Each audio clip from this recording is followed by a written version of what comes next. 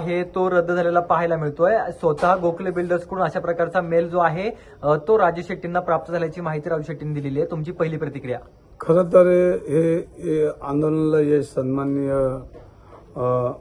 योगी महाराज त्यांचं आहे। त्याचबरोबर जैन युवक संघटनेचे सगळे युवक जे आज त्या ठिकाणी काम करतात त्यांचं आहे। आणि प्रामुख्यानं आमचे नेते राजू शेट्टी जे शेतकरी प्रश्नावर आपण कायम महाराष्ट्रात काम केले, तळागाळात काम केले, हे त्यांचं यश मी समजतो। आणि पुणेकरांनी ह्या सगळ्या विषयावर जो पाठिंबा दिलाय, ह्या सगळ्या पुणेकरांचा पाठिंबा, ह्याच्या दिवस ही सुरुवात ह्या व्यवहाराला आता सुरुवात झाली रद्द होण्याची, तर हे सगळं यश त्यांचं आहे। आज तुम्ही बघितलं असेल तर पुणे शहरामध्ये विद्येचं माहेरघर आहे। पुणे शहरामध्ये अनेक मान्यवरांनी रक्ताचं पाणी करून या संस्था उभ्या केल्यात। एक दिशा देण्याचं काम ह्या पुणेनी अख्ख्या जगाला दिले। आणि त्याच पुण्यनगरीत पुणे शहरामध्ये विद्येच्या माहेरघरामध्ये काही लोक बिल्डरांना हाताशी धरून वेगळ्या पद्धतीने एखादी संस्था कशी मोडीत काढायची हे प्रयत्न करत असताना हे सगळे पुणेकरांचा आवाज आज सगळ्यांच्या ताकदीचा दिसला। त्यामुळे गोखलेंनी आज मेल केलाय। पण हा मेल केल्यानंतर खऱ्या अर्थानं तो व्यवहार अजून रद्द झाला नाही। तो रद्द उद्याही होऊ शकतो, उद्या सोमवार आहे। कारण जो गतिमान व्यवहार झाला आणि तो गतिमान व्यवहार परत एका मिनिटात एका तासात होऊ शकतो। कारण दोन्ही लोक जर एकत्र आले तर आजही रजिस्टरला घरातून उठून आपण कुठल्या तरी घरी ऑफिसमध्ये बसून हा व्यवहार रद्द करायचा प्रयत्न करू। मला आत्ताही फोन होता, मी जागाच आहे।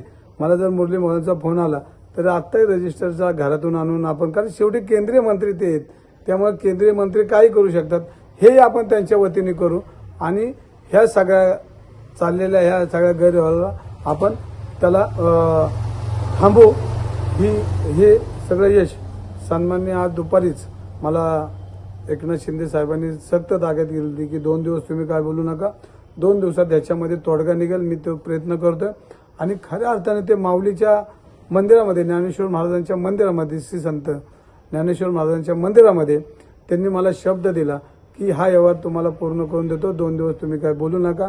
आणि म्हणून माझं ट्विटर युद्ध त्यांनी सांगितल्यापासून ट्विटर युद्ध बंद झालं।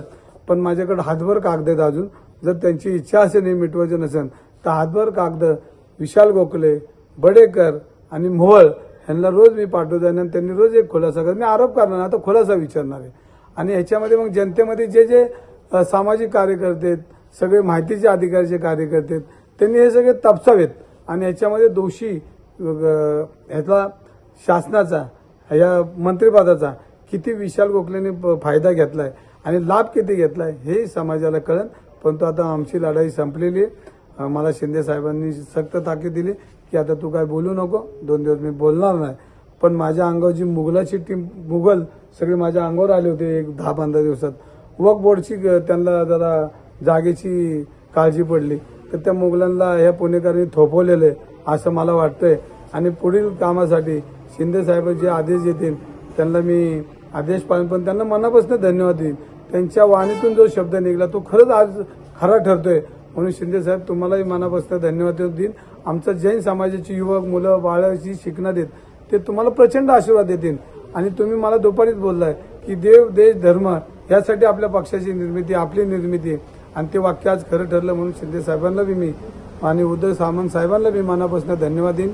सर्व शिवसैनिकांना ज्या ट्विटर युद्धामध्ये, ज्या मोबाईल युद्धामध्ये, जे मेसेज युद्धामध्ये कायम जेवढी जनता माझ्या पाठीशी उभी राहिली, मला तिथनं सपोर्ट केला आणि तुम्ही सर्वांनी सपोर्ट केला, ह्याचं सगळं श्रेय हे सगळ्या सिस्टीमला जातं। मी फक्त कार्यकर्ता आहे, नाममात्र कार्यकर्ता आहे। आणि त्यामुळं हा माझा विजय ना, हा सगळ्या मुनी योगींचा, आपल्या ते संतांचा विजय, हा युवकांचा विजय, राजू शेट्टींचा विजय।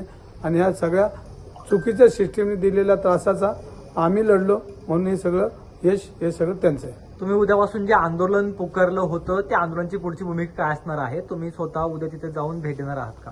मी ठरवलं होतं की जोपर्यंत हे मुक्त होत नाही तोपर्यंत महावीरांचं दर्शन घ्यायला मी जाणार नाही।